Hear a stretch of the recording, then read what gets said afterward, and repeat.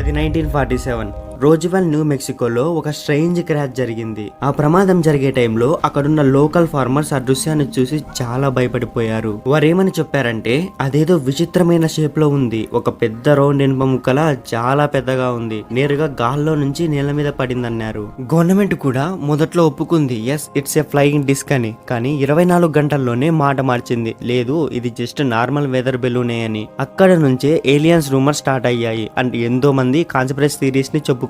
ఆ క్రాష్ అయిన యూఎఫ్ఓని ఏరియా 51 కి తీసుకెళ్లారని, అందులో ఏలియన్స్ కూడా ఉన్నారని ప్రపంచం మొత్తం మాట్లాడుకున్నారు. ఆ రోజు నుండి ఇప్పటి వరకు Roswell and area 51 inseparable mysteries గా మిగిలిపోయాయి. మీరు ఏలియన్స్ ని నమ్మే వారి దగ్గరికి వెళ్ళి ఏలియన్స్ నిజంగానే ఉన్నాయా అని అడిగితే వారు చూపించే ఫస్ట్ ప్రూఫ్ ఈ ఏరియా 51 గురించి. అసలు ఈ ఏరియా 51 అంటే ఏమిటి? ఏరియా 51 లో నిజంగానే ఏలియన్స్ ఉన్నారా? ఒకవేళ లేకపోతే ఎందుకని గవర్నమెంట్ ఇప్పటి వరకు సీక్రెట్ గానే ఉంచుతుంది ఏరియా 51 గురించి? పదండి ఈ ఏరియా 51 గురించి నిజ నిజాలు ఈ రోజు మనం డీప్ గా ఎక్స్ప్లెయిన్ చేయబోతున్నాం. ఒకసారి ఇలా ఇమాజిన్ చేసుకోండి, మీరు నెవేరా డెజర్ట్ లో డ్రైవింగ్ చేస్తున్నారు. మీ ఎడమ వైపు ఎన్లెస్ డెజర్ట్ ఉంది, కుడివైపు పెద్ద మౌంటైన్స్ ఉన్నాయి. మీరు ప్రయాణిస్తున్న దారంతా నిశ్శబ్దంగా ఉంది. అప్పుడే మీకు ఒక బోర్డు కనబడుతుంది. ఆ బోర్డు మీద restricted area, deadly force authorised అని రాస్తుంది. ఆ బోర్డు దాటి మీరు ఒక్కడిగేసినా తిరిగి రాలేరు. అప్పుడు మీకు వచ్చే ఫస్ట్ క్వశ్చన్, ఎందుకు దీనికి ఇంత సెక్యూరిటీ? ఎందుకని ఈ స్థలం కొన్ని ఏళ్ల పాటు గవర్నమెంట్ రిస్ట్రిక్ట్ చేసింది? ఇక్కడ నిజంగానే ఏలియన్స్ ఉన్నారని ప్రపంచమంతా ఎందుకు నమ్ముతుంది?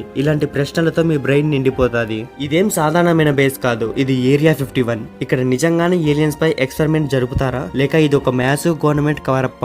ఏరియా 51 నెవెరా డెజర్ట్ లో లాస్ వేగాస్ కి 130 కిలోమీటర్స్ దూరంలో ఉంది. ఈ ఏరియా 51 ని శాటిలైట్ ఇమేజెస్ లో చూసినప్పుడు పెద్ద లేక్ ఎండిపోతే ఎలా ఉంటుందో అలా అన్మిస్టీరియస్ గా కనిపిస్తుంది. కానీ అక్కడున్న లోకల్స్ ఏమని చెబుతారంటే ఇది సాధారణ ఎయిర్ ఫోర్స్ బేస్ కాదు.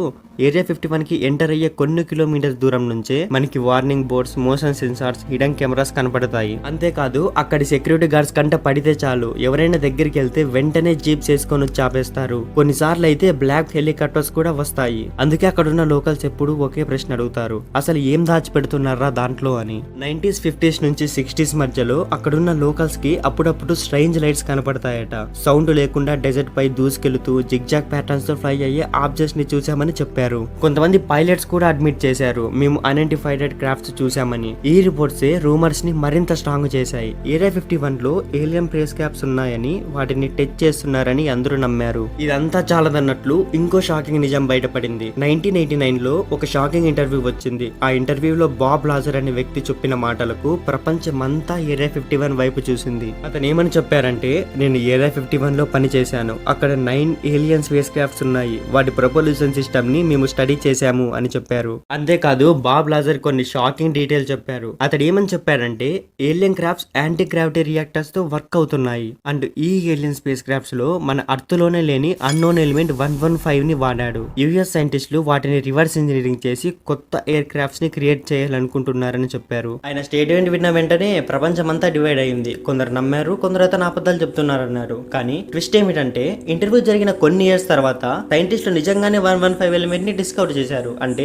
బాబ్ లాజర్ మాటల్లో ఏదో నిజం ఉందేమో. The military cover up. అయితే యుఎస్ గవర్నమెంట్ ఏమని చెప్పిందంటే ఇక్కడ ఏలియన్స్ ని కాదు కానీ top secret spy aircrafts ని టెస్ట్ చేస్తుంటాము. కోల్డ్ వార్ సమయంలో యుఎస్ఎస్ఆర్ ను స్పై చేయడానికి యుఎస్ అడ్వాన్స్డ్ ప్లేన్స్ డిజైన్ చేశాము. అందుకే U2 spy plane, SR-71 Blackbird, stealth bombers అన్ని ఏరియా 51 లో టెస్ట్ చేస్తుంటాము. ఇవన్నీ లోకల్స్ కి UFO లా కనిపించుండొచ్చు. సూపర్సోనిక్ స్పీడ్ తో జూమ్ అవ్వడం, ఎక్స్ట్రీమ్ ఆల్టిట్యూడ్ లో ఫ్లై అవ్వడం వంటివన్నీ చూసి ప్రజలు అనుకొని ఉండొచ్చు ఏలియన్స్ అని చెప్పారు. కానీ ఇక్కడ ప్రశ్న ఏమిటంటే అది నిజమే అయితే ఎందుకు గవర్నమెంట్ డికేట్స్ పాటు డినై చేసింది? ఎందుకు ఇంకా డాక్యుమెంట్స్ క్లారిటీగా లేవు? కానీ ఏలియన్స్ ని నమ్మేవారు అంత ఈజీగా వారు చెప్పిండేది యాక్సెప్ట్ చేయలేదు. వారు ఏమంటున్నారంటే ఇంకా ఏలియన్ డిఎన్ఏని హ్యూమన్ డిఎన్ఏని మిక్స్ చేసి హైబ్రిడ్ ఎక్స్పెరిమెంట్ చేస్తున్నారు అండ్ యూఎఫ్ఓల వెపన్స్ ని కూడా సీక్రెట్లీ టెస్ట్ చేస్తున్నారు. ఏమో చెప్పలేం, ఆ హైబ్రిడ్ ఎక్స్పెరిమెంట్ లో సక్సెస్ అయిన ఏలియన్స్ హ్యూమన్ ఫామ్ లో మన మధ్యనే తిరుగుతూ ఉండొచ్చేమో అని చెప్పారు. కొంతమంది సైంటిస్టులు అయితే మూన్ ల్యాండింగ్ కూడా ఏరియా 51 లోనే ఫేక్ గా షూట్ చేశారని చెబుతారు. ఇంకా ఇంట్రెస్టింగ్ థియరీ ఏమిటంటే